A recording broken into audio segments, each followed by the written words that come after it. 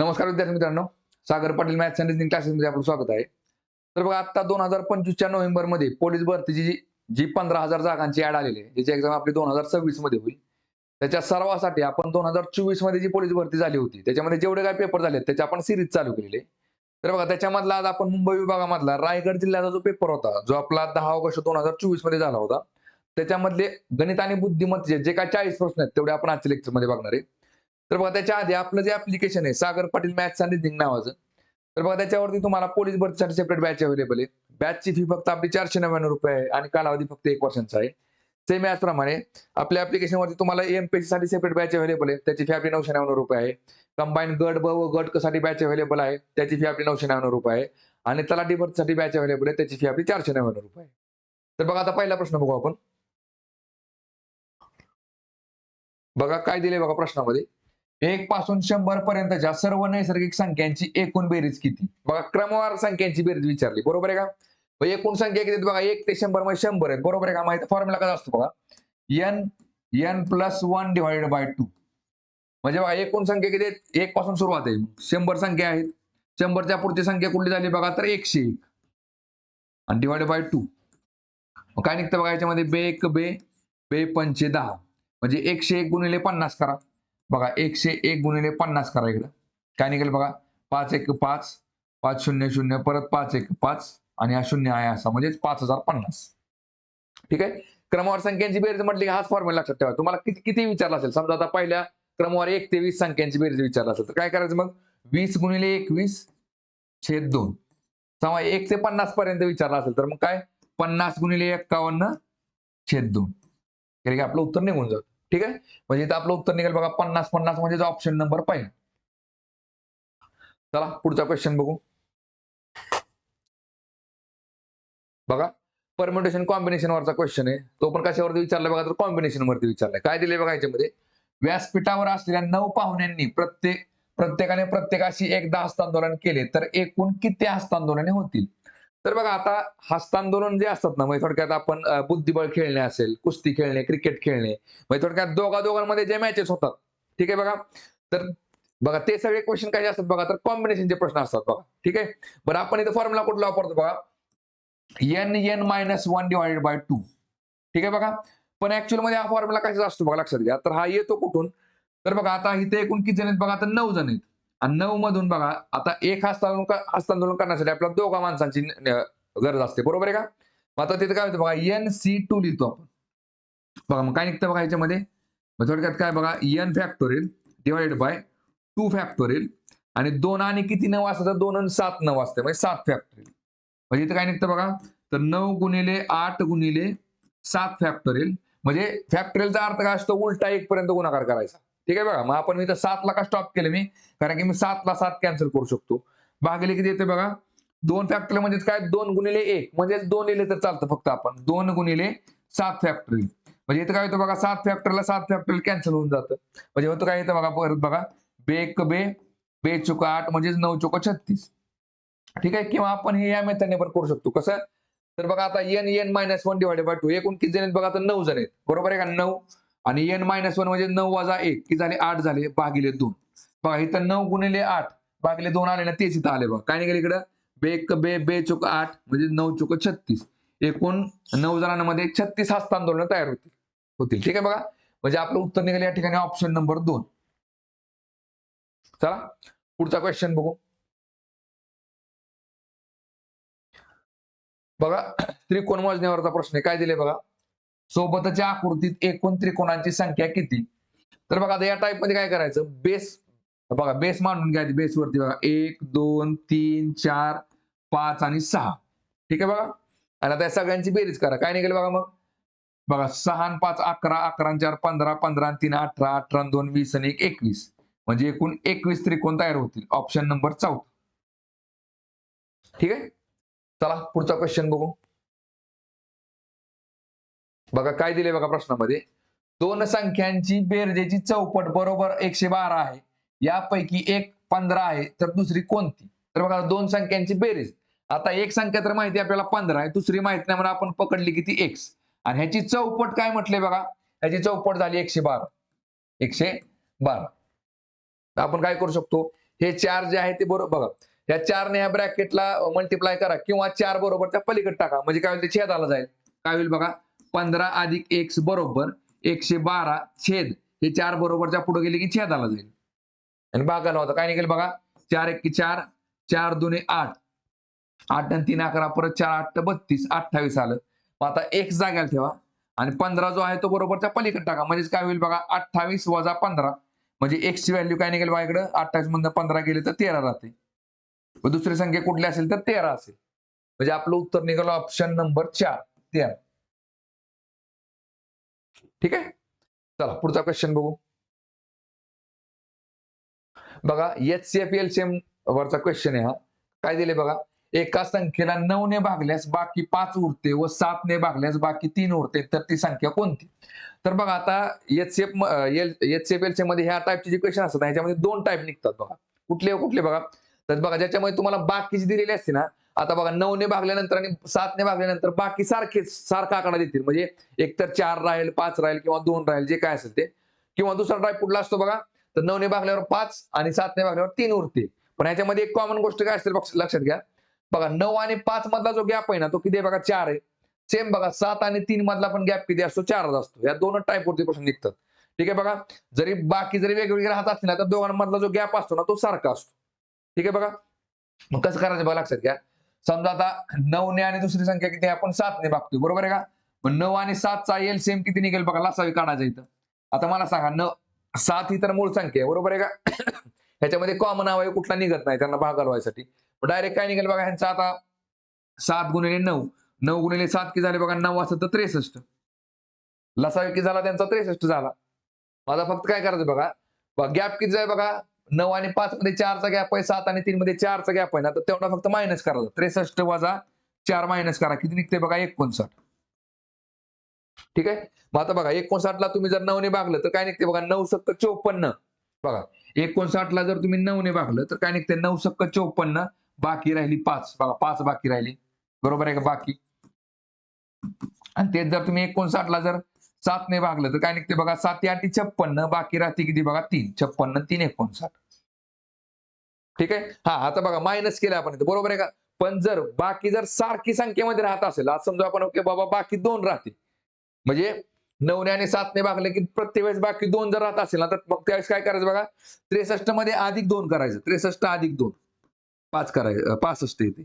आता मला सांगा 65 ला जर तुम्ही 9 ने भागलं तर 9 असं तर 63 बाकी राहिली 2 परत 63 बघा 65 ला तुम्ही 7 ने भागलं 7 9 63 बाकी राहिली 2 येते लक्षामध्ये. बाकी समान संख्येमध्ये राहत असेल तर अधिक करायचं आणि बघा बाकी जर वेगवेगळ्या संख्येमध्ये येत असेल पण त्यातला गॅप सेम असतो बघा तर त्यावेळेस फक्त काय करायचं मायनस करायचं. ठीक आहे म्हणजे आपलं उत्तर काय निघते 59 ऑप्शन नंबर 2. चला पुढचा क्वेश्चन बघू. बघा काय दिले बघा प्रश्नामध्ये 9 पेन्सिलींना 13.50 रुपये पडतात तर 54 रुपयात किती डझन पेन्सिली येतील. बघा थोडक्यात काय 9 पेन्सिलींना किती रुपये लागले बाबा तर 13.50 म्हणजे थोडक्यात 13.5 रुपये लागले तर 54 रुपयामध्ये आपण किती पेन्सिल घेऊ शकतो ते आधी काढून घ्या. बरोबर आहे का पैसे वाढले की बरोबर काय तर संख्या वाढेल.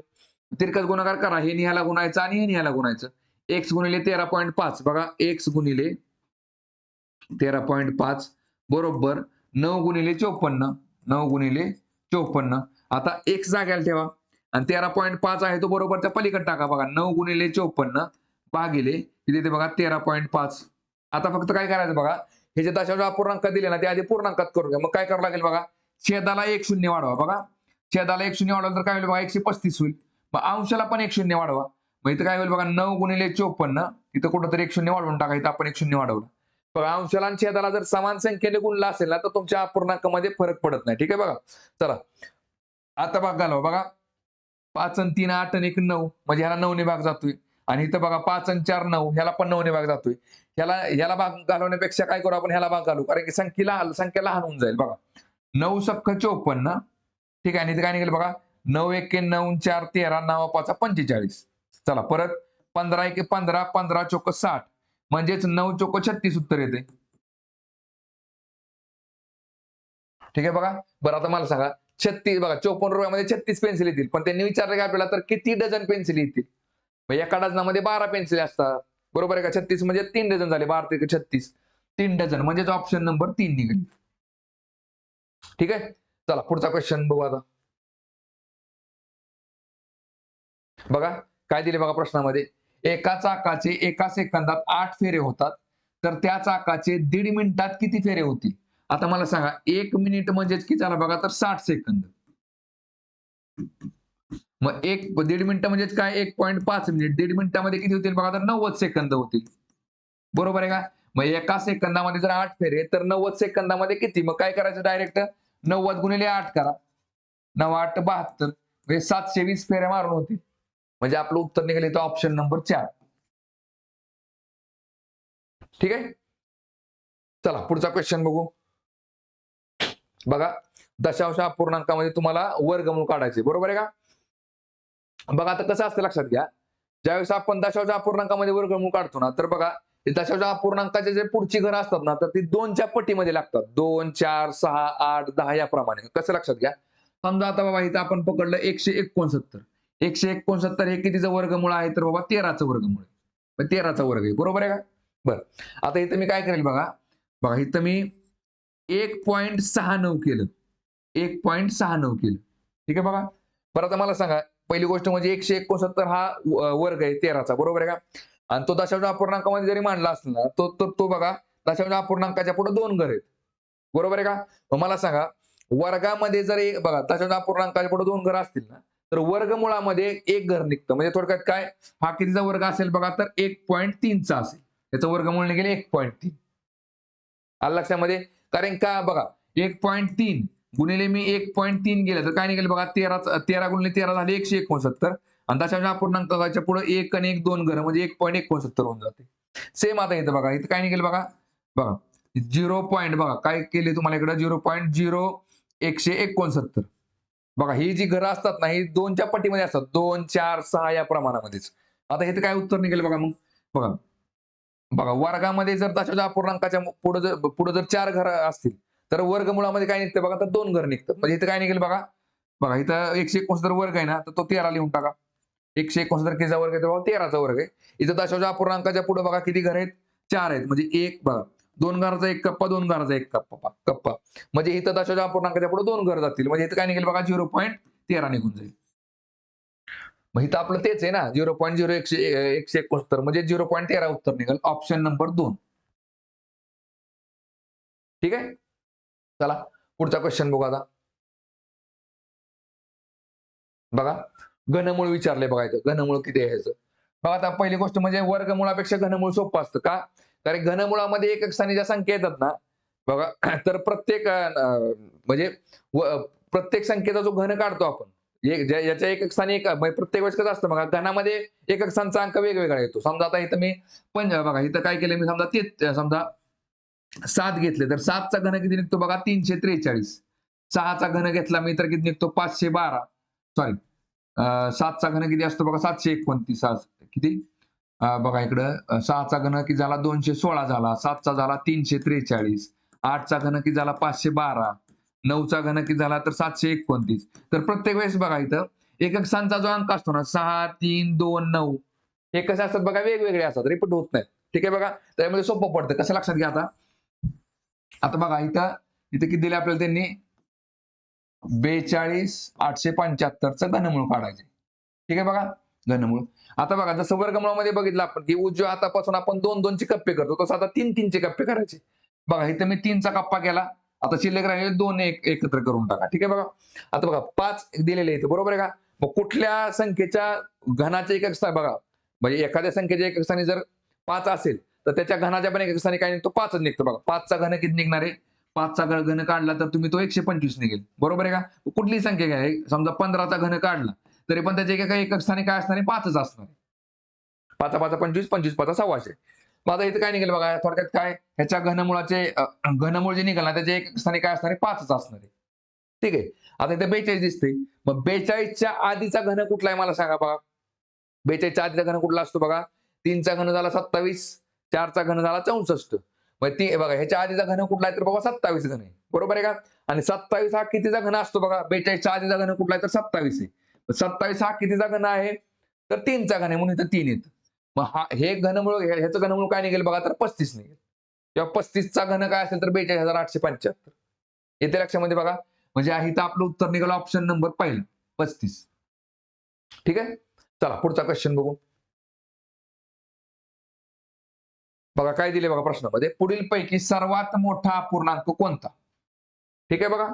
आता इथे आपण नंबर लिहू बघा. 7/6 किती 19/18, 12/11 आणि 9/8. ठीक आहे बघा. आता कसं असतं बघा, ज्याचा अंश मोठा तो घन मोठा का ज्याचा छेद मोठा त्याचा तो अपूर्णांक लहान, हे लक्षात ठेवायसाठी काय ट्रिक वापरायची बघा, लक्षात घ्या. आता इथं काय दिसतंय बघा तुम्हाला, अंश आणि छेदामध्ये बघा 7 आणि 6 मध्ये एकचाच गॅप आहे, 19-18 मध्ये एकच गॅप आहे, 12-11 मध्ये पण एकचाच गॅप आहे आणि 9 आणि 8 मध्ये पण एकचाच गॅप आहे अंश आणि छेदामध्ये. बरोबर आहे का? बरं हे तर कळलं आपल्याला, गॅप सेमच आहे. दुसरी गोष्ट काय बघा, हे प्रॉपर फ्रॅक्शन नाहीत. प्रॉपर फ्रॅक्शन म्हणजे कसं असतो, ज्याचा अंशापेक्षा छेद मोठा असतो. म्हणजे अंशापेक्षा जर छेद मोठा असेल तर उत्तर काय असेल तर 0 पॉईंट समथिंग निघतं, म्हणजे 0 आणि 1 मध्ये निघतं. इथं उत्तर काय निघेल बघा तुमचं, 1 पेक्षा जास्त निघेल. कारण की अंश मोठा आहे. 6 आणि पॉईंट मध्ये म्हणजे 1 पॉईंट समथिंग मध्ये उत्तर निघेल. इथं काय भाग घालवत बसायची गरज नाही. आता साधा सिंपल गणित सांगतो बघा. गॅप तर सेमच आहे, एकचाच गॅप आहे. मला सांगा, मी इथं समजा 2/1 केलं. 2/1 म्हणजेच काय असतो बघा, 2 असतो. समजा आता मी इथं बघा 3/2 केलं. मी काय केलं, अंश आणि छेदामध्ये गॅप एकच ठेवलं. तर काय निघेल बघा, इथं 3/2 म्हणजेच काय झालं बघा, 1.5 निघतं. 1.5 असतं. बरोबर आहे का बघा. समजा इथं मी काय केलं बाबा, 4/3 केलं. अंश आणि छेदामध्ये मी काय केलं बघा, तर 1/1चाच गॅप ठेवला. मग इथं काय निघतं बघा उत्तर, 1.33 निघते उत्तर माझ्या इकडं. मग आता तुम्हाला ह्याच्यातून काय गोष्ट समजते बघा, लक्षात घ्या. बघा इथं जर आपण बघितलं तर बघा, इथं आता समजा मी आणखी एक बघू आपण, 5/4 केलं तर काय निघेल बघा, इथं 1 पॉइंट किती निघते बघा, 1.25 निघेल. ठीक आहे बघा. आता मला सांगा, जर गॅप सेमच आहे आणि अंश मोठा छेदापेक्षा, मी सगळीकडे अंश मोठा दाखवला छेदापेक्षा आणि गॅप 1/1चाच दाखवलाय. तर काय झालंय बघा, जेवढी संख्या लहान तेवढा तो अपूर्णांक मोठा असतो. जेवढी संख्या जेवढा अंश मोठा तेवढी ती संख्या लहान असते. बघा लक्षात घ्या, जेवढा अंश लहान तेवढी ती संख्या मोठी, जेवढा अंश मोठा तेवढी ती संख्या लहान असते. बरोबर, संख्या लहान होत चालल्यात. बरोबर आहे का? जसं मी अंश वाढवत जाईल तसं. बरोबर आहे का? मग इथं काय निघेल बघा, ज्याचा अंश लहान आहे ना, तो अपूर्णांक काय असणार आहे, मोठा असणार आहे. आपल्याला मोठा अपूर्णांक विचारलाय. मग बघा 7 हे बघा 7, 19, 12 आणि 9 सगळ्यात लहान काय 7 आहे. म्हणजे आपला सगळ्यात मोठा अपूर्णांक झाला 7/6. ऑप्शन नंबर पहिला. ठीक आहे. चला पुढचा क्वेश्चन बघू. बघा काय दिले बघा प्रश्नामध्ये, 65 विद्यार्थ्यांच्या सहलीचा एकूण खर्च 7,800 रुपये आहे. तर 90 विद्यार्थ्यांचा त्या सहलीचा एकूण खर्च किती? बघा 65 विद्यार्थ्यांचा खर्च किती आला इकडं, तर 7,800. 7,800. तर 90 विद्यार्थ्यांचा खर्च किती आला, तर x आला. ठीक आहे बघा. चला तिरकस गुणाकार करू आपण, हे आला गुणा आणि आला गुणा. बघा x गुणिले 65, इथं काय निघेल बघा, x गुणिले 65 बरोबर 90 गुणिले 7,800. 90 गुणिले 7,800. चला x जाग्याला ठेवा आणि 65 जो आहे तो बरोबरच्या पलीकडे टाका. तो कुठे जाईल, छेदाला जाईल. 90 गुणिले 7,800 भागिले 65. मग काय दिसतंय बघा तुम्हाला याच्यामध्ये, 13चा पाढा म्हणा, 13 5 65, 13 सक्का 78. इथं 2 शून्य आले बघा. चला परत काय निघते बघा याच्यामध्ये, 5 1 5. इथे काय निघालं बघा, 5 1 5, 5 2 10, म्हणजे थोडक्यात 12 5 60. आता मला सांगा, 12 9 किती येते बघा, 12 9 8 म्हणजे 12 गुणिले बघा 90 गुणिले 120 करायचं आपल्याला. म्हणजे किती आलं बघा, 12 9 8 म्हणजे 108 आले. त्याच्यावरती हे 1 आणि 1 2 शून्य, म्हणजे 10,800 येते बघा. 10,800 रुपये. म्हणजे ऑप्शन नंबर 4 येते. ठीक आहे. चला पुढचा क्वेश्चन बघू. बघा काय दिले बघा प्रश्नामध्ये, जर 30 म्हशींना लागणारे खाद्य 42 गायींना पुरते, तर 70 गायींना लागणारे खाद्य किती म्हशींना पुरेल? तेच आहे बघा काय. बघा 30 म्हशी असतील, 30 म्हशींना किती लागते बघा, 30 म्हशींना जेवढं लागतं तेवढं 42 गायी खातात. तर मग 70 गायींना जे लागतंय ते किती म्हशींना पुरेल, तर X म्हशींना पुरेल. काय नाही, तिरकाच गुणाकार करा. हे निहाला गुणायचं आणि हे निहाला गुणायचं. बघा X गुणिले 42, पहा X गुणिले 42 बरोबर 30 गुणिले 70. 30 गुणिले 70 काय निघेल बघा, आता इथं x जाग्याला ठेवा आणि 42 जो आहे तो बरोबरच्या पलीकडे टाका. 30 गुणिले 70 भागिले काय निघेल बघा, 42. इथे काय निघते बघा, 7 1 7, 7 सकून 42, परत 6 1 6, 6 पंचे 30, 5 10 50 येते बघा. x बरोबर 50. 50 म्हणजे उत्तर येते आपलं ऑप्शन नंबर पहिला.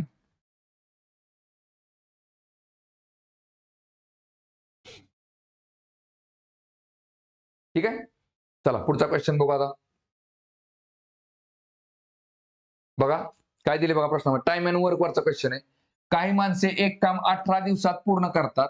जर माणसांची संख्या 203 केल्यास तर ते काम पूर्ण करण्यास आणखी किती दिवस लागतील? आता एक लक्षात घ्या, सुरुवातीला आपण काय करू बघा. काही माणसे बघा, आता इथे काय केले बघा, 200 बघा माणसांची संख्या 203 केल्यास असं आपण समजू की बाबा बघा अपूर्णांक आला की बघा कन्फ्युजन करून घ्यायचं नाही. काय दिले बघा, जर माणसांची संख्या 203 केल्यास म्हणजे सुरुवातीला 3च्या पट्टीमध्ये होते आणि आता 2च्या पट्टीमध्ये केलेत आपण. असं समजा आपण सुरुवातीला 3 माणसं होती. मग बघा मला सांगा, 3 माणसं जे काम 18 दिवसात पूर्ण करतात बघा. 3 माणसे जे काम 18 दिवसात पूर्ण करतात तेच काम म्हणजे इज इक्वल टू. तर बघा आता माणसांची संख्या 203 केली म्हणजे 2 केली आपण. थोडक्यात 2 माणसांना हां, 2 माणसांना किती दिवस लागतील? तर 100 दिवस लागतील. आधी आपण किती माणसं लागतात ते तर काढून घेऊ. चला काय निघेल बघा इकडे, मग 3 गुणिले 18 भागिले 2 बरोबरच्या अलीकडे आला की छेदाला जाईल.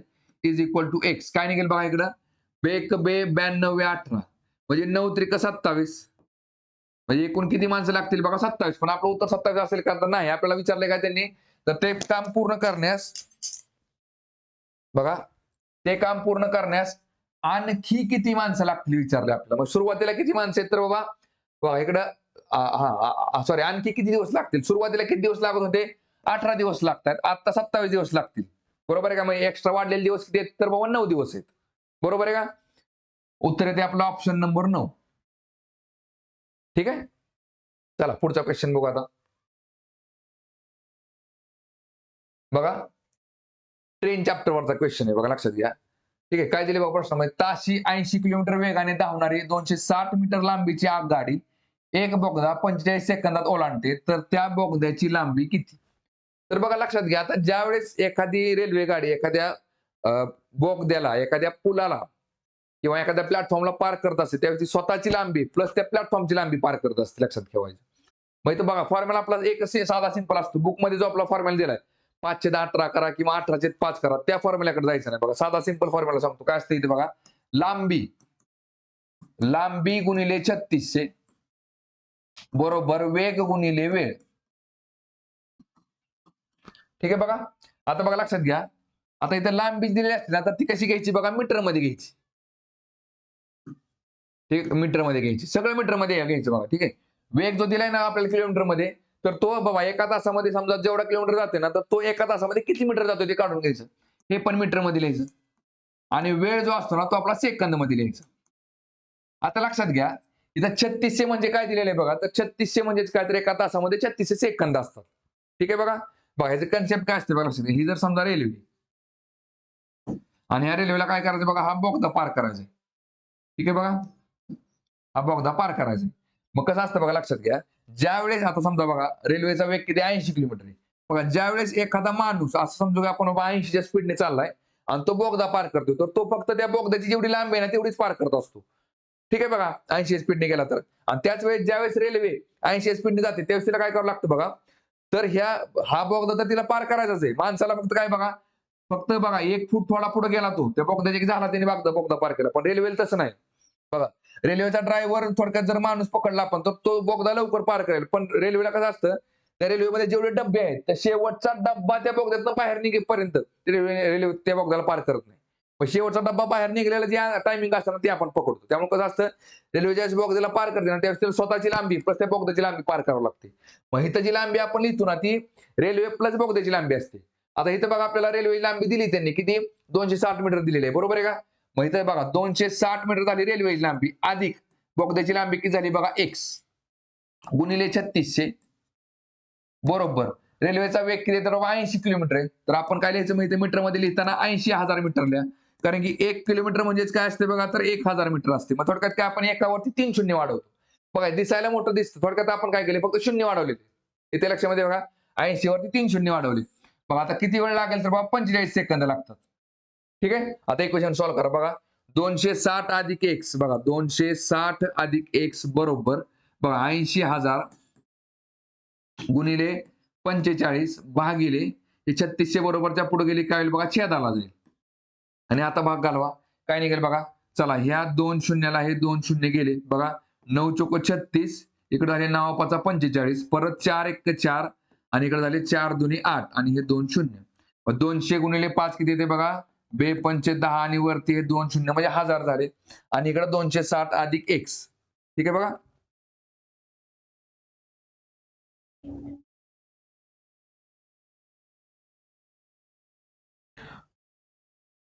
बघा 260 अधिक x. आता काय करायचं बघा इकडे आपल्याला. बघा हे x जाग्याला ठेवा आणि 260 जे आहे ते बरोबरच्या पलीकडे टाका. म्हणजेच काय होईल बघा 1000 वजा 260. मग आता 1000 मधनं जर 260 गेले तर x इज इक्वल टू काय राहील बघा इथं. 800 किती येते बघा 740. बरोबर आहे का. 700, 800, 900, 1000 बरोबर आहे. मग त्या बोगद्याची लांबी किती असेल तर बाबा 740 मीटर असेल. म्हणजे आपलं उत्तर निघाल बघा ऑप्शन नंबर 2 740 मीटर. ठीक आहे. चला पुढचा क्वेश्चन बघू. बघा बोट आणि प्रवाह चॅप्टरवरचा क्वेश्चन आहे. काय दिले बघा याच्यामध्ये. एका इंजिन बोटीचा प्रवाहाच्या दिशेने ताशी वेग 18 किलोमीटर व पाण्याचा प्रवाहाचा ताशी वेग 2.5 किलोमीटर आहे. तर त्या बोटीचा प्रवाहाच्या विरुद्धचा ताशी वेग किती. ठीक आहे बघा. आता पहिल्यांदा आपल्याला बोटीचा वेग माहित असणं गरजेचं आहे. ठीक आहे बघा. प्रवाहाचा वेग माहिती आहे आपल्याला. प्रवाहाचा वेग किती आहे तर 2.5 किलोमीटर आहे. बरोबर आहे का. आता बघा प्रवाहाच्या दिशेने ज्यावेळेस बोट जाते, प्रवाहाच्या दिशेने, तर त्यावेळेस कसं असतं बघा.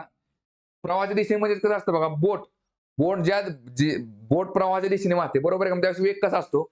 बोटीचा वेग प्लस त्या प्रवाहाचा वेग दोघांचा वेगाची ऍडिशन होते. तो असतो प्रवाहाच्या दिशेने वेग. समजा बोट 10 किलोमीटरच्या स्पीडने पळते आणि तुमचं पाणी जे आहे पाण्याचा स्पीड 2 किलोमीटर आहे. तर एका तासामध्ये तुम्ही 10 आणि 2 12 किलोमीटर अंतर पार करता. कसं पाण्याच्या दिशेने. ठीक आहे बघा. म्हणजे इथं बघा प्रवाहाच्या दिशेने तुमचा वेग कसा असतो बघा. बोटीचा वेग प्लस काय असतो प्रवाहाचा वेग. आता इथे मला सांगा आपला प्रवाहाच्या दिशेने वेग किती आहे तर बाबा 18 किलोमीटर आहे. आणि बोटीचा वेग माहित नाही आपण x पकडला आणि प्रवाहाचा वेग किती दिलाय त्यांनी आपल्याला 2.5 दिलेला आहे. बरोबर आहे का. आता मला सांगितलं बोटीचा वेग कळून जाईल आपल्याला किती. x जाग्याला ठेवा 2.5 अलीकडे आणा. बघा 18 वजा 2.5 करा. मग x ची व्हॅल्यू काय निघेल बघा इकडे तर 15.5 निघेल. 15.5 काय झाला तुमचा हा झाला बोटीचा वेग.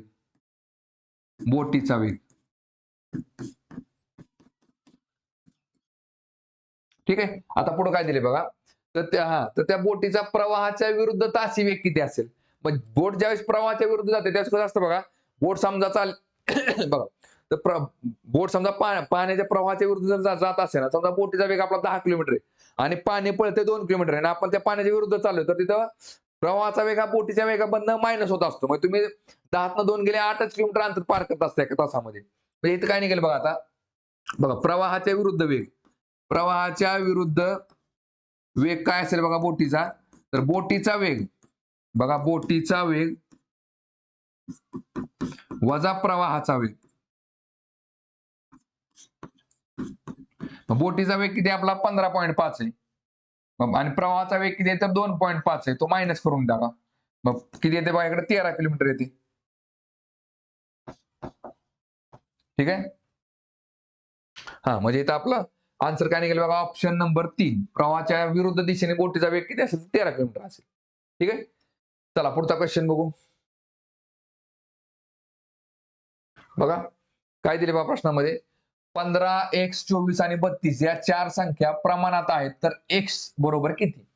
संख्या प्रमाणात म्हणजे कसं असतं बघा लक्षात घ्या. 15 भागिले x ह्या दोन संख्या पर्यंत झाल्या. 15 भागिले x. मग थोडक्यात हे कसं असतं बघा लक्षात घ्या.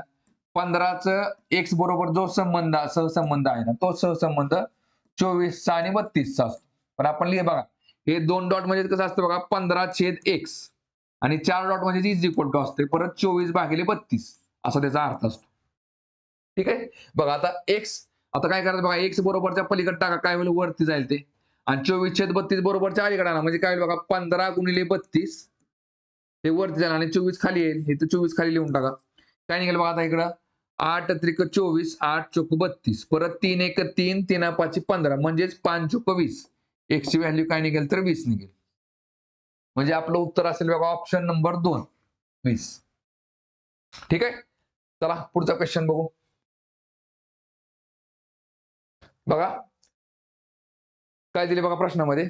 एका व्यवहारात झालेला 10,500 रुपये नफा अ, ब आणि क या तिघांना अनुक्रमे 3 5 7 या प्रमाणात वाटल्यास क ला मिळणारा वाटा किती किती रुपये? तर बघा आता लक्षात घ्या, गुणोत्तरामध्ये तिघांकडे असणारे पैसे किती आहेत बघा. तर 3x अधिक 5x आणि अधिक 7x बरोबर किती आहे, किती येईल बघा. 7 आणि 3 10 आणि 5 15x. 15x म्हणजेच किती आहे तर बाबा 10,500. 15x म्हणजेच किती आहे तर 10,500. ठीक आहे बघा. बरं आपल्याला क ला मिळणारा वाटा किती आहे विचारले. क कडे अमाऊंट किती आहे बघा तर 7x आहे. मग इथं 15x म्हणजे 10,500 तर 7x म्हणजे किती, किंवा x ची व्हॅल्यू काढून परत त्याला 7 ने मल्टिप्लाय करा तरी चालते. बघा इथं बघा. बरं चला आता x ची व्हॅल्यू काढू आपण. x इज इक्वल टू किती असेल बघा. तर 10,500 भागिले 15 बरोबरच्या पुढे गेले की छेदाला जाईल. पहा 15चा पाडा म्हणा काय निघेल बघा. 15 की 15 15 सत्ती पाचोदर्शी आणि वरती 0 आले. मग x ची व्हॅल्यू झाली 700 आणि बघा क कडे किती रक्कम आहे तर बाबा 7x आहे. 7x म्हणजे किती असेल बघा. 7x इज इक्वल टू 7 गुणिले 700. 7 7 किती येते बघा 49 आणि त्याच्यावरती 2 शून्य म्हणजे क कडे 4,900 रुपये आहेत. ऑप्शन नंबर पहिला. ठीक आहे. चला पुढचा क्वेश्चन बघू आता. बघा वयवारी चॅप्टरवरचा क्वेश्चन आहे. काय दिले बघा. आई व मुलगा यांच्या 5 वर्षापूर्वीच्या वयातील फरक 25 वर्ष होता व 5 वर्षानंतर त्यांच्या वयाचे गुणोत्तर 9:4 असेल तर 5 वर्षांपूर्वीचे आईचे वय किती. आता बघा लक्षात घ्या इथं इथं तुम्हाला काय दिले बघा. 5 वर्षांपूर्वीच्या वयातला फरक 25 वर्ष आहे. बघा वयातला जो गॅप असतो ना तर तो मरेपर्यंत तेवढाच राहतो. लक्षात घ्या. म्हणजे आता बघा इथं आपण आई आणि मुलगा लिहिलं. आई आणि मुलगा. ठीक आहे बघा. त्यांच्या वयामधला जो फरक आहे ना तो 25 वर्ष हा शेवटपर्यंत राहणार. ठीक आहे. म्हणजे आई ही मुलापेक्षा 25 वर्षांनी मोठी असणार मरेपर्यंत. मग आता लक्षात घ्या. इथं गुणोत्तर आपल्याला कधीच दिले बघा तर 5 वर्षानंतरचं गुणोत्तर दिलेलं आहे. बरोबर आहे का. बघा 5 वर्षानंतर 5 वर्षांनंतरचं गुणोत्तर किती आहे बघा वयातलं. आई 9x आहे तर मुलगा किती आहे तर बाबा 4x आहे. ठीक आहे. आता मला सांगा ह्या दोघांच्या वयातला जो गॅप आहे तो गुणोत्तरामध्ये किती आहे बघा तर 9 4 गेले 5x आहे. बरोबर आहे का. आणि तो संख्येमध्ये किती दिलाय तुम्हाला 25 वर्ष दिलाय. बरोबर आहे का. म्हणजे 5x बरोबर झाले 25. मग x ची व्हॅल्यू काय निघेल बघा तर 25 भागिले 5 बरोबर 5 निघेल. म्हणजे 5 5 25 x ची व्हॅल्यू झाली 5. ठीक आहे बघा. चला मग आता मला सांगा आपल्याला 5 वर्षानंतरचं वय कळालं. किती निघते बघा इकडं. बघा हे 9 गुणिले 5 9 5 झाले 45 आणि इकडे 4 गुणिले 5 4 5 झाले 20. ठीक आहे बघा. म्हणजे आईचं वय 45 आहे कधी 5 वर्षानंतर ना आणि मुलाचं वय 20 आहे. तर विचारले काय तर 5 वर्षांपूर्वीचे आईचे वय किती. ठीक आहे बघा. आता हे 5 वर्षानंतर दिलेले आजचं वय काढून घ्या आधी. आजचे वय. आजचं वय काय असेल बघा. हे 5 वर्षानंतर नाही ना. आजच्या वयासाठी काय करावं लागेल 5 वर्ष वय कमी करा. 45 मधनं 5 गेले राहिले 40 आणि 20 मधनं 5 गेले राहिले 15. ठीक आहे बघा. हे आजचं वय झालं. आणि 5 वर्षांपूर्वीचं 5 वर्षापूर्वीचं वय काढा आता. आता 5 वर्षांपूर्वी ह्याच्यामधनं पण 5 वर्ष वय कमी होईल तर 35 होईल. आणि ह्याच्यातनं 5 कमी केले तर 10 होईल. आणि आपल्याला विचारले कोणाचं तर आईचे वय किती 5 वर्षांपूर्वीचं तर किती असेल बघा तर ते 35 वर्ष असेल. 35 म्हणजे जो ऑप्शन नंबर काय निघेल बघा 2 निघेल. ठीक आहे. चला पुढचा क्वेश्चन बघू. बघा पर्सेंटेज चॅप्टरचा क्वेश्चन आहे. काय दिले बघा. 2400 पैकी 144 म्हणजे किती टक्के. तर बाबा 144 हे 2400च्या किती टक्के आहे. चला काय निघेल बघा आता इथं. चला ह्या 2 शून्याला हे 2 शून्य गेले. ठीक आहे बघा. चला आता भाग घालवा 4 सक्क 24 इथं काय निघेल बघा. 4 सक्क 24 4 त्रिक 12 आणि 2 14 परत 4 सक्क 24 परत बघा 6 1 6 6 6 36 म्हणजे 6% येईल. 6% म्हणजे जो ऑप्शन नंबर 2 निघेल. ठीक आहे. चला पुढचा क्वेश्चन बघू आता. बघा आता प्रॉफिट लॉस वरचा क्वेश्चन आहे. काय दिले बघा. एक वस्तू 300 रुपयास विकल्याने 30 रुपये तोटा झाला तर शेकडा तोटा किती. आता बघा तोटा कधी पण कसा निघतो बघा तर तोटा हा खरेदी किमतीवर असतो. बरोबर आहे का. बघा इथं आपण बघा लिहू खरेदी किंमत. खरेदी किंमत वजा तोटा बरोबर काय असते बघा तर विक्री किंमत असते. विक्री किंमत. आता मला सांगा तुम्हाला संख्येमध्ये त्यांनी वस्तूची विक्री किंमत किती आहे बघा आता 300 रुपये, बरोबर आहे का? विक्री किंमत झाली तुमची 300, तोटा किती झाला तुम्हाला 30 रुपये, हे वजा 30 करा. मग मला सांगा तुमची खरेदी किंमत किती असेल? तर बघा 330 असेल, बरोबर आहे का? 330 मधनं 30 वजा झाले तर विक्री किंमत 300 होती. बरं, आता कधी पण बघा नफा आणि तोटा आपण खरेदी किमतीवर काढतो. म्हणजे आपण काय करतो, खरेदी किंमत जर आपण 100% पकडली किंवा 100% पकडतो, ही जर 100% असेल तर तुम्हाला तो शेकडा तोटा विचारले तर 30 रुपये म्हणजेच किती टक्के? काय ना तिरकस गुणाकार करा. हे ह्याला गुणाचं आणि हे ह्याला गुणाचं. बघा x गुणिले 330 काय निघेल बघा इकडं? x गुणिले 330 बरोबर 100 गुणिले 30. 100 गुणिले 30. बघा आता x जाग्याला ठेवा आणि 330 जे आहे ते बरोबरच्या पलीकडे टाका. म्हणजेच काय होईल? 100 गुणिले 30 भागिले 330. काय निघेल बघा आता इथं? शून्याला शून्य गेला. 3 एक 3, 3 एक 3, 3 एक 3. मग 100 भागिले 11. ठीक आहे बघा किती आलं इकडं? 100 भागिले 11. आता बघा ह्याला म्हणतो आपण अपूर्णांक, पण पर्याय दिले तुम्हाला कसे पूर्णांक युक्त अपूर्णांकामध्ये. मग कसं करायचं बघा? आता 100 ला 11 ने भाग घालवला आपण. ठीक आहे बघा, छेद 11 आहे असं ठेवा. 11 9 99 आणि बाकी राहिली किती? 1. ती बाकी इथं लिहून टाका बघा. त्यांचा गुणाकार आणि अधिक म्हणजे 11 9 99 99 अधिक 1 100 100 छेद 11 म्हणजे 9.1 छेद 11% तोटा होईल. 9.1 छेद 11% म्हणजेच ऑप्शन नंबर 4. ठीक आहे, चला पुढचा क्वेश्चन बघू. बघा सिरीज चॅप्टरवरचा क्वेश्चन आहे. काय दिले बघा? वरील मालिकेचा अभ्यास करून पुढील प्रश्नाचे उत्तर द्या. बघा काय दिसतंय तुम्हाला? पी इथं दिसतोय आणि पी नंतर हॅश घेतलाय. ठीक आहे बघा. आता पी ला परत तिकडे काय घेतले बघा? त्रिकोण. बघा आता काय केले? पीचा क्रमांक पहिल्यापासून 2 दुसऱ्या क्रमांकावर आहे, तर शेवटून दुसऱ्या क्रमांकावर काय बघा? त्रिकोण आहे. तो त्रिकोण घेतला इथं पी ला. बघा आता हॅश किती क्रमांकावर आहे बघा? 1 2 3 4 आहे. तर शेवटून 4 नंबरला काय 1 2 3 4 7 दिसतंय. 7 घेतले बघा इथं. ठीक आहे बघा. चला परत एम किती क्रमांकावर आहे बघा? चला आता बघा 1 2 3 4 5. एम हा 5व्या क्रमांकावर आहे. तर शेवटून 5व्या क्रमांकावर कोण आहे बघा? 1 2 3 4 5 म्हणजे 8 असेल. इथं 8 निघेल. ठीक आहे बघा. चला परत आता काय घेतले? 9. 9 कितव्या क्रमांकावर आहे बघा? 1 2 3 4 5 6 7 8व्या क्रमांकावर 9 येते. मग शेवटून 8व्या क्रमांकावर कोण आहे बघा? 1 2 3 4 5 6 7 8 म्हणजेच के निघते. म्हणजेच 8K उत्तर असेल. 8K म्हणजेच ऑप्शन नंबर 3. ठीक आहे, चला पुढचा क्वेश्चन बघू आता. बघा कॅलेंडर चॅप्टरवरचा क्वेश्चन आहे. काय दिले बघा? जर 26 जानेवारी 2002 रोजी शनिवार होता, तर 2009 सालचा प्रजासत्ताक दिन कोणत्या वारी येईल? बघा आता 26 जानेवारी म्हणजेच प्रजासत्ताक दिन असतो. ठीक आहे बघा. थोडक्यात काय बघा? 26 जानेवारी 2002 ला वार कुठला दिलाय त्यांनी आपल्याला? तर शनिवार दिलेला आहे. ठीक आहे, आणि 26 जानेवारी 2009 चा वार विचारलेला आहे. 26 जानेवारी 2009 ला कुठला वार येईल? ठीक आहे बघा. आता लक्षात घ्या, तारीख तर सेमच आहे. 26 जानेवारी फक्त 2002 चा वार दिला, 2009 चा विचारलाय. म्हणजे एकूण किती वर्ष कंप्लीट होतात बघा? तर 7 वर्ष कंप्लीट होतात. बरोबर आहे का? 2 आणि 7 9. आणि बघा आपल्याला एवढं तर माहिती आहे की कमीत कमी प्रत्येक वर्षामध्ये, सामान्य वर्षामध्ये 1 दिवस ऑड निघतो आणि लीप वर्षामध्ये 2 दिवस ऑड निघतात. ठीक आहे बघा.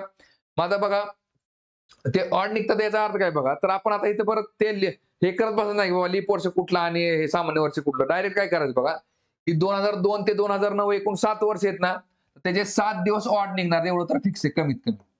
फक्त आता काय करायचं बघा, जेवढे लीप वर्ष निघतात, ज्या लीप वर्षातला आपण 29 फेब्रुवारी काउंट करतोय, तेवढा फक्त एक दिवस एक्स्ट्रा वाढवायचा.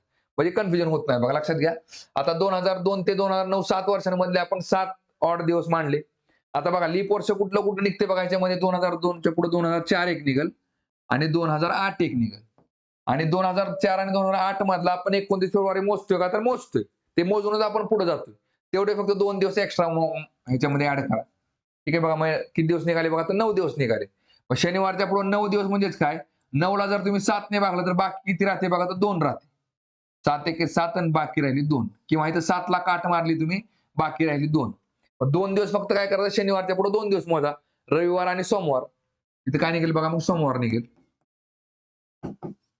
सोमवार म्हणजे आपलं उत्तर असेल ऑप्शन नंबर 3. ठीक आहे, चला पुढचा क्वेश्चन बघू.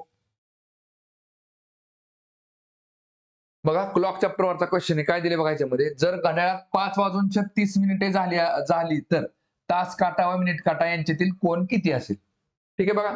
आता फॉर्म्युला कुठला असतो बघा याच्यासाठी 11/2 m म्हणजेच मिनिट -30h याच्या म्हणजेच काय आवर, आवर म्हणजेच तास. ठीक आहे. टायमिंग कुठले बघा आपला तिथं 5:36 आता इथे फक्त मिनिटच्या जागेला मिनिट घेऊन टाका. 11/2 बघा 11/2 m म्हणजेच किती आले बघा 36 मिनिटं आली. वजा 30 आणि h म्हणजे किती आलं बघा तर 5 आलं. इथं 5 लिहून टाका. आणि आता भाग घालवा. चला काय निघेल बघा. बेक बे बघा बेक बे 2 आणि इकडे बघा आता बघा 11 गुणिले 18 काय निघेल बघा 18 गुणिले 11 बघा 11 8 88 11 1 11 आणि 8 झाली 19 बरोबर आहे का म्हणजे 198 आले. इथे किती आले बघा 198 वजा 5 त्रिक 15 म्हणजे 150 मग 198 मधून 150 गेले खाली किती राहिले बघा 48 अंश म्हणजे 5:36 मिनिटांमध्ये दोघांमध्ये 48 अंशाचा काय असेल अँगल असेल. ऑप्शन काय असेल बघा आपला ऑप्शन नंबर 2 असेल. ठीक आहे. चला पुढचा क्वेश्चन बघू. बघा बोर्ड मासवरचा क्वेश्चन आहे काय दिले बघा याच्यामध्ये जर P म्हणजे अधिक Q म्हणजे वजा R म्हणजे गुणिले S म्हणजे भागिले तर आपल्याला हे इक्वेशन सॉल्व्ह करा. ठीक आहे बघा. चला नंबर लिहून घ्यायचा आता 32 8 13 3 आणि 5. आता S म्हणजेच काय दिले बघा S म्हणजे भागिले इथं भागिले लिहून टाका. चला परत P म्हणजेच काय दिले त्यांनी P म्हणजे अधिक इथं अधिक लिहून टाका. परत दिले Q म्हणजेच काय वजा इथं वजा लिहून टाका. आणि परत दिले R म्हणजेच काय गुणिले इथं गुणिले लिहून टाका. ठीक आहे. आता ब्रॅकेट कुठं कुठं बसते बघा लक्षात घ्या. इथे एक ब्रॅकेट बसेल आणि इथे एक ब्रॅकेट बसेल. ठीक आहे बघा चला काय निघेल 32 भागिले 8 8 चौक 32 अधिक 13 आणि वजा 5 त्रिक 15. ठीक आहे बघा मग काय निघेल इकडं 13 आणि 4 झाले 17 17 वजा 15 किती निघते बघा 2 उत्तर येते. 2 म्हणजेच ऑप्शन नंबर पहिला. ठीक आहे. चला पुढचा क्वेश्चन बघू आता. बघा काय दिले बघा प्रश्नामध्ये 5 मित्र असून रवी हा 36 पेक्षा बुटका व राहुल पेक्षा उंच आहे. बघा रवी हे काय म्हटले 36 पेक्षा बुटका बघा बघा 36 पेक्षा बुटका कोण आहे तर रवी आहे. रवी हा 36 पेक्षा बुटका पण व राहुल पेक्षा उंच आहे. रवी हा राहुल पेक्षा उंच आहे. आता बघा ह्या प्रश्नामध्ये एक मिस्टेक काय झाली बघा इथं तुम्हाला 5 जण दिलेत पण 5 मित्र म्हटले पण देताना त्याने 6 मित्र दिले. ठीक आहे बघा बरं असं काही फरक पडत नाही.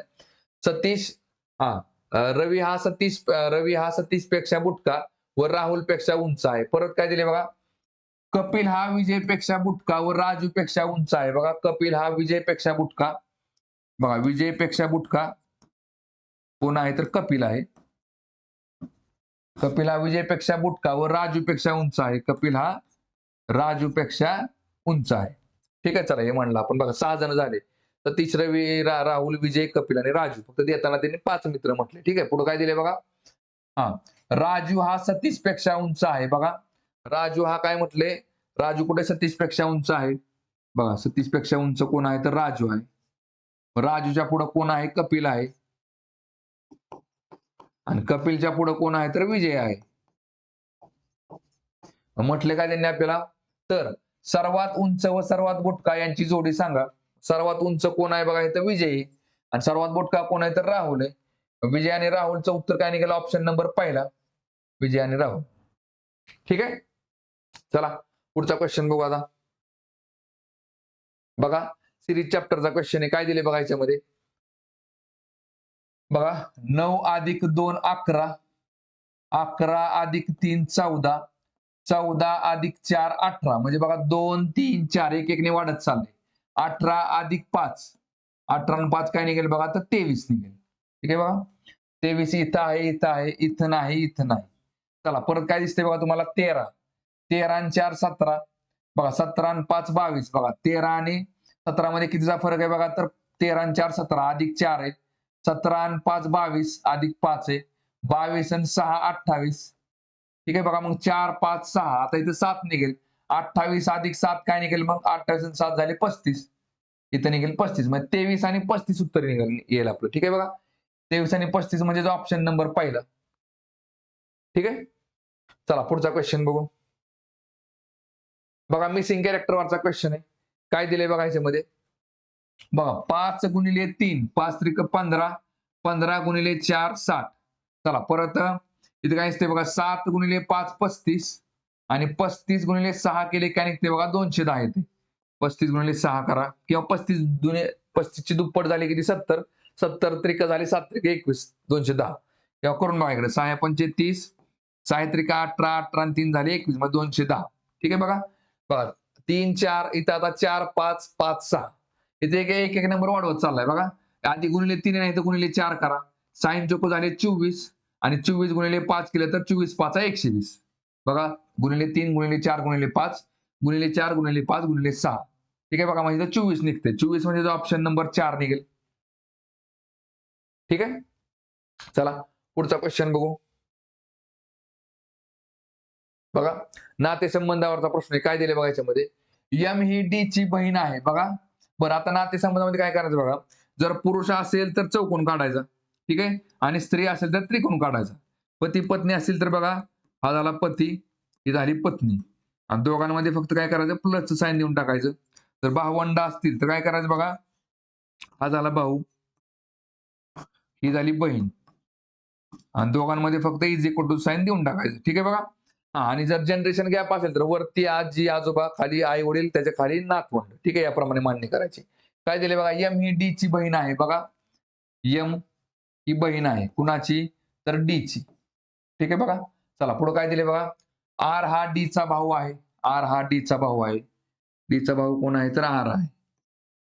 चला पुढे काय दिले बघा एफ हा एम चा वडील आहे.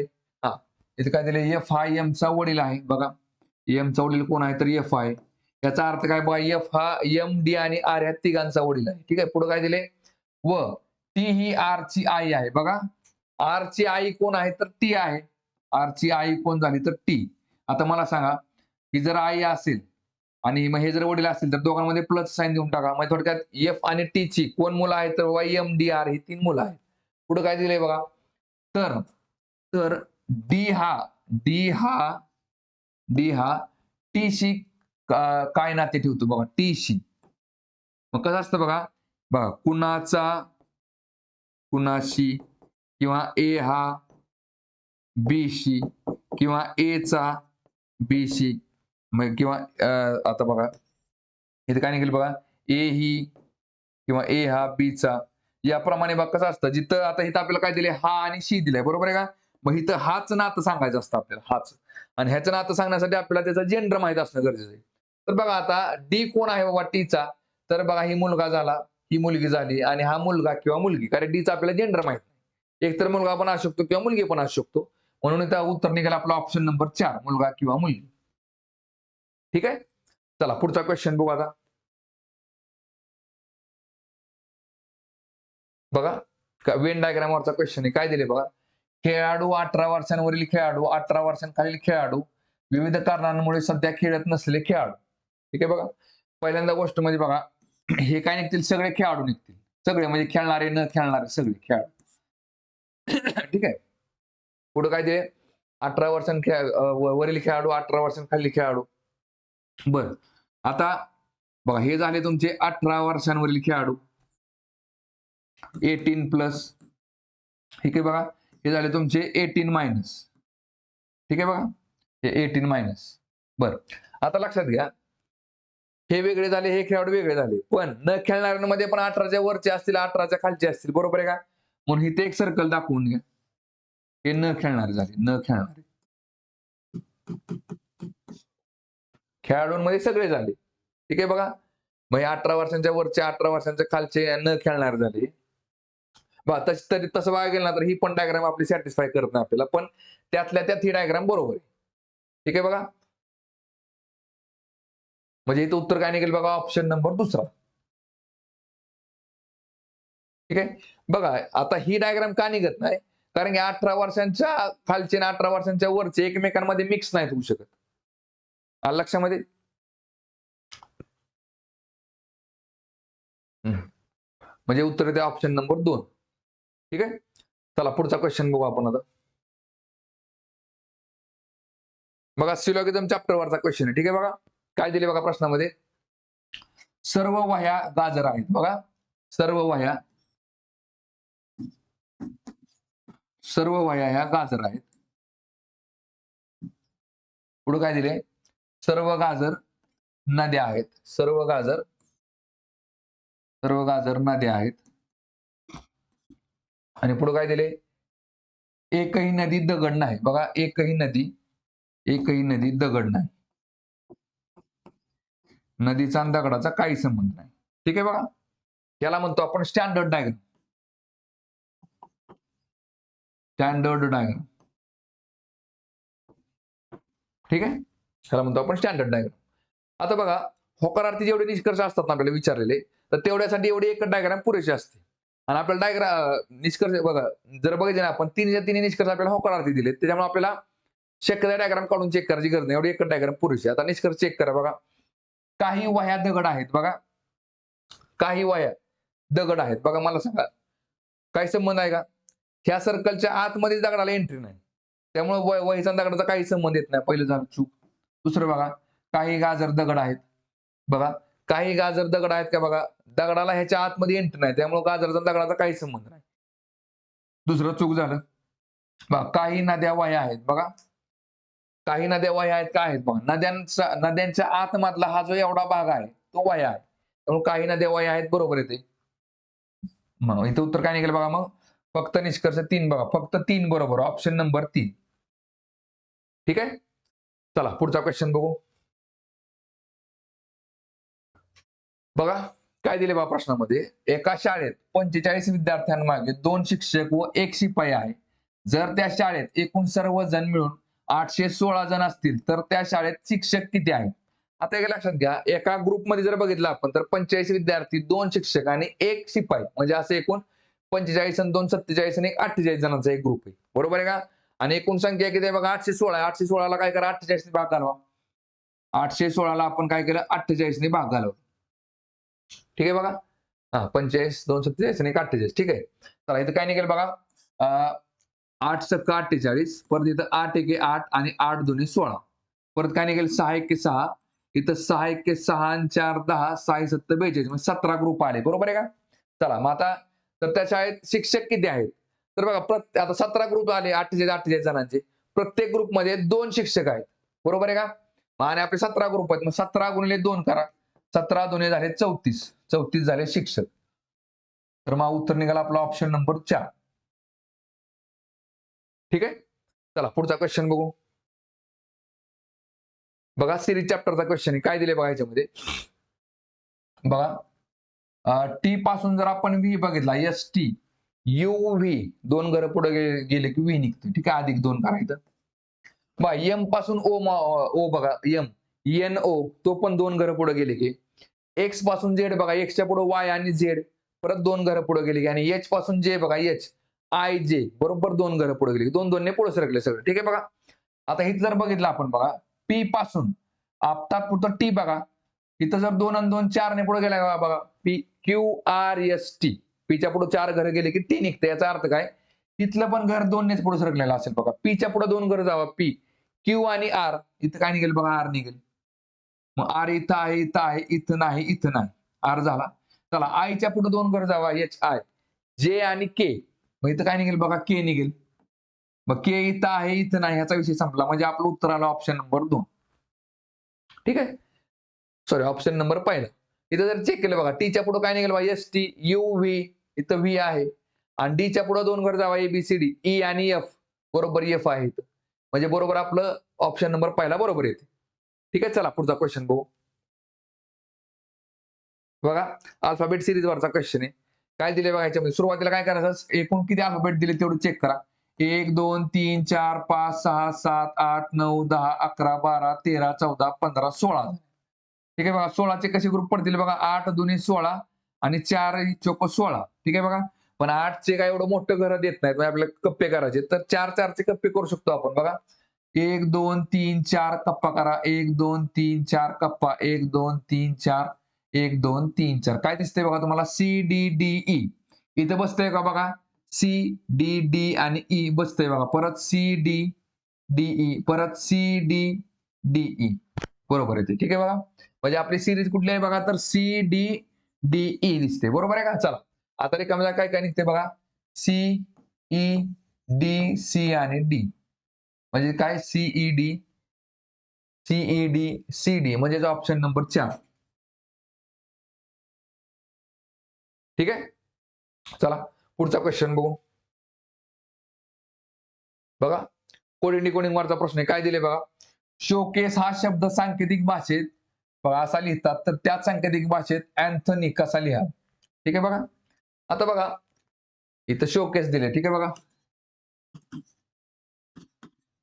आता शोकेसला कोड काय वापरलाय त्यांनी TJPY DCTG. ठीक आहे बघा. चला आता एसच्या पुढे बघा एसच्या पुढे लगेच एक घर गेले की टी निघते आणि एसच्या पुढे बघा HIJ दोन घर पुढे गेले की जे निघते. ओच्या पुढे बघा LMNOP लगेच एक घर पुढे गेले की पी निघते. डब्ल्यूच्या पुढे बघा WX आणि Y दोन घर पुढे गेले की Y निघते. सीच्या पुढे एक घर गेले की डी निघते. एच्या पुढे दोन घर गेले बी आणि सी लगेच दोन घर गेले की सी निघते. एसच्या पुढे बघा लगेच एक घर गेले की टी निघते आणि ईच्या पुढे दोन घर गेले की ई. FG दोन घर गेले की जी निघते. म्हणजे 1 2 1 2 1 2 याप्रमाणे आपल्याला अल्फाबेट घ्यायचे पुढचे. ठीक आहे बघा. आता अँथोनीला काय निघेल बघा ANTHONE आणि Y. बघा एच्या पुढे एक घर जावा बी निघल. एनच्या पुढे दोन घर जावा NOP इथं पी निघल. ठीक आहे बघा. BP चला आता इथं एक घर जावा STU इथं यू निघल. परत एचच्या पुढे दोन घर जावा HIJ. परत ओच्या पुढे एक घर जावा LMNOP. परत एनच्या पुढे दोन घर जावा NOP इथं पण पी निघेल. परत ईच्या पुढे एक घर जावा EF आणि वायच्या पुढे दोन घर जावा वायच्या नंतर ना झेड आणि झेडच्या परत पुढे ए. ठीक आहे बघा. म्हणजे अधिक 1 अधिक 2 असा अल्फाबेट आपण पुढचे घेतले. काय निघेल बघा BPUJ परत PFA म्हणजे जो ऑप्शन नंबर पहिला बरोबर येते. ठीक आहे. चला पुढचा क्वेश्चन बघू. बघा परत एकदा कोडिंग डिकोडिंग वरचा प्रश्न आहे. काय दिले बघा. जर एका सांकेतिक भाषेत बघा पर्सेंटेज असं लिहिलंय व स्कोअर इज इक्वल टू तर टार्गेट बरोबर कसं. आता आता बघा ह्याच्यामध्ये काय केलंय बघा लक्षात घ्या. तर ज्या त्या अल्फाबेटला जो तोच कोड दिलाय त्यांनी काय केलंय बघा इथं. आता समजा पी ला जर बघा आता बघा इथं जर बघितलं आपण बघा आता ई 2 नंबरला आहे बरोबर आहे का. तर ई ला 4 दिले त्यांनी. आता इथं बघा इथं शेवटला आहे त्याला पण परत 4 दिलेले. आता ई जर इथं बघितलं 5व्या क्रमांकावर तर इथं 5व्या क्रमांकावर परत 4 दिले. म्हणजे काय ज्या त्या अल्फाबेटला जो तो कोड त्यांनी ऍज इट इज पुढे दिलेला आहे. म्हणजे काय निघेल बघा आता इथं तुम्हाला टार्गेट विचारले तर टी ला काय कोड निघेल बघा. टी हा इथे दिसतोय तुम्हाला बरोबर आहे का. टी हा पाठीमागून बघा 1 2 3 4 4 घर गेले की टी आहे. मग इथं बघा 1 2 3 4 4 घर गेले की 5 निघते. टी ला 5 असेल. ठीक आहे बघा. चला ए कुठं दिसतोय बघा तुम्हाला. ए हा शेवटून 3 नंबरला इथं शेवटून 3 नंबरला काय दिसतंय तुम्हाला 6 दिसतंय. एचा कोड झाला 6. आर बघा आर इथं शेवटून 2 नंबरला दिसतंय तुम्हाला 2. इथं शेवटून 2 नंबरला काय बघा 2 आहे बरोबर आहे का. इथं आर ला 2 लिहा. परत जी बघा जी लास्टून 2 नंबर आहे इथं लास्टून 2 नंबरला 7 दिसतोय. परत ई काय ई हा सुरुवातीपासून 2 नंबरला इथे सुरुवातीपासून 2 नंबरला 4 दिसतोय तो 4 लिहा. आणि टी बघा टी कुठे इथे टीला आताच आपण 5 घेतले 5 लिहून टाका. म्हणजे काय निघेल बघा 56 27 45 बघा 56 27 आणि 45 म्हणजे ऑप्शन नंबर 3 निघतो. ठीक आहे. चला पुढचा क्वेश्चन बघू. बघा डायग्राम वरचा क्वेश्चन आहे. काय दिले बघा याच्यामध्ये पहा गुणाकारात चिन्ह इथून कुठे गेले बघा पुढे सरकलंय. परत बघा थोडक्यात काय इथलं चिन्ह इथं गेलंय. इथलं परत इथं जाईल. इथलं इथं गेले आणि इथलं इथं गेले बघा. गुणाकारात चिन्ह इथून उजव्या हाताला म्हणजे इथं गेले बघा. इथून परत बघा खाली येईल म्हणजे इथं असेल आणि इथनं परत ह्या साईडला म्हणजे ह्या साईडला आले. परत इथून वर गेले म्हणजे इथं वर आले बघा. ठीक आहे बघा. गुणाकारात चिन्ह इथं कुठं कुठं दिसतंय तुम्हाला. इथं आहे इथं नाही इथं नाही इथं नाही. म्हणजे फक्त ऑप्शन नंबर 1 मध्ये दिसतंय. तरी पण पुढचं चेक करू आपण बघा. अधिकचं चिन्ह बघा. अधिकचं चिन्ह इथून बरोबर क्लॉकवाईज मध्ये इथं आले बघा. आले का दिसतंय. इथून परत वर गेलं पाहिजे म्हणजे इथं गेलं पाहिजे. इथं म्हणजे आहे का इथं आहे बघा. इथून बघा परत कुठे इथं काय इथं अधिकचं चिन्ह आलं पाहिजे. इथून परत बघा या साईडला सरकतंय एक घर पुढे इकडे आलं. परत इथून खाली आलं पाहिजे बघा. इथं आले का आले. इथं बरोबर अधिक दिसतंय. म्हणजे आपलं बरोबर आहे बघा. ऑप्शन नंबर पहिला निघते. सगळीकडे तसंच आहे बघा. भागाकारात तसं आहे आणि वजाबाकीच्या चिन्हाला पण तसंच केलं त्यांनी. ठीक आहे. क्लॉकवाईज मध्ये पुढे सरकलीत सगळी घर. ठीक आहे. चला पुढचा क्वेश्चन बघू आता. बघा खालीलपैकी विसंगत आकृती शोधा. काय निघते बघा, त्रिकोणाच्या आत त्रिकोण, चौकोनाच्या आत चौकोन, इथं पंचकोनाच्या आतमध्ये पंचकोन, इथं फक्त सर्कलच्या आतमध्ये त्रिकोण आहे. त्यामुळे ऑप्शन नंबर 3 निघेल विसंगत आकृती. आकृती क्रमांक 3, ऑप्शन नंबर 3. ठीक आहे. चला पुढचा क्वेश्चन बघू. बघा परत एकदा कोडिंग डिकोडिंग वरचा प्रश्न आहे. काय दिले बघा, हा तर रमेश रीड बुकला काय दिले 123, कपिल परचेस बुक म्हणजे 453 आणि अर्जुन रीड नोवेल म्हणजे 627. तर रमेश साठीचा अंक सांगा. आता लक्षात घ्या काय करायचं बघा, आता रमेशचे आपल्याला काढायचे, बरोबर आहे का. बुकला काय बघा, पहिल्या दोन ह्याच्यामध्ये कुठला शब्द कॉमन निघतो, तर बुक निघतोय, बरोबर आहे का. बघा इथं बुक आहे, इथं बुक आहे, बरोबर आहे का. मग पहिल्या दोन ओळींमध्ये कुठला नंबर कॉमन आहे बघा, तर 3 आहे. हा 3 झाला. ठीक आहे. बघा चला परत दुसऱ्या आणि तिसऱ्यामध्ये बघा काय दिसतंय बघा कॉमन, बघा नाही आता पहिल्या आणि तिसऱ्यामध्ये बघा रीड कॉमन दिसतंय, रीड रीड, बरोबर आहे का. बघा पहिल्यामध्ये पण रीड आहे आणि तिसऱ्यामध्ये पण रीड दिसतोय. इथं रीड आहे, इथं रीड आहे. मग इकडे काय निघेल बघा, पहिल्या आणि तिसऱ्यामध्ये कॉमन नंबर कुठला आहे बघा, 2 आहे, इथं 2 आहे, इथं पण 2 आहे.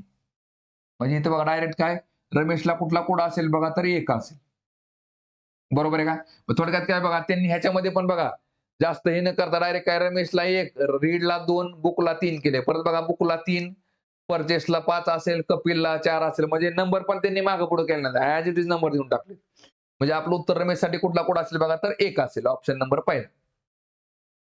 ठीक आहे. चला पुढचा क्वेश्चन बघू. बघा काय दिले बघा प्रश्नामध्ये, खडूला व्यवस्थापक म्हटले, व्यवस्थापकाला शिक्षक म्हटले, शिक्षकाला दगड म्हटले व दगडास फुल म्हटले, तर वर्गात कोण शिकवणार. मग वर्गात कोण शिकवतो, शिक्षक शिकवतो. मग शिक्षकाला काय म्हटले बघा, तर शिक्षकाला दगड म्हटले. म्हणजे ऑप्शन नंबर 2 निघेल. ठीक आहे. चला पुढचा क्वेश्चन बघू.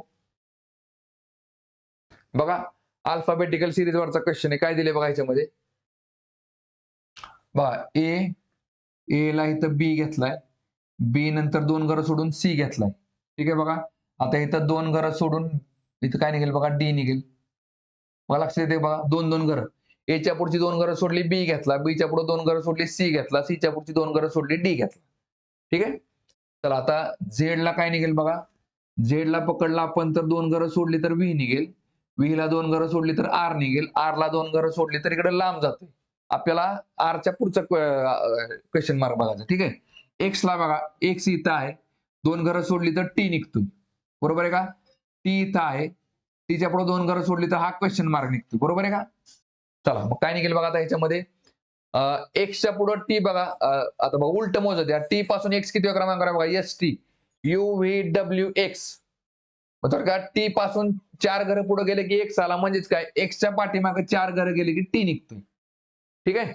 आता बघा टीच्या पाठीमागे 4 घरं या, थोडक्यात काय निघेल बघा, डी कुठं दिसतोय आपल्याला, डी फक्त इथे, मग इथं बघा पी दिसतोय, बरोबर आहे का. आपलं उत्तर निघून गेले, ऑप्शन नंबर पहिलाच आहे, कारण डी एकाच ठिकाणी दिलाय त्यांनी.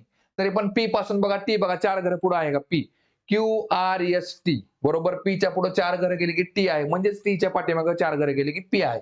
म्हणजे आपलं उत्तर पहिलं बरोबर येते. इथं काय निघेल बघा, पी निघेल, पी आणि डी. ठीक आहे. चला पुढचा क्वेश्चन बघू. तर बघा 40 क्वेश्चन झाले आहेत आपल्या. तर परत एकदा बघा, आपलं जे ऍप्लिकेशन आहे त्याच्यावरती बघा पोलीस भरतीसाठी सेपरेट बॅच अवेलेबल आहे. त्याची फी फक्त 499 रुपये आहे आणि आपला कालावधी हा 1 वर्षांचा असेल. सेम याचप्रमाणे आपल्या ऍप्लिकेशनवरती एमपीएससी साठी बॅच अवेलेबल आहे, कंबाईन गट साठी बॅच अवेलेबल आहे आणि तलाठी भरतीसाठी पण बॅच अवेलेबल आहे. ठीक आहे. तर थांबवा आता आपण या ठिकाणी.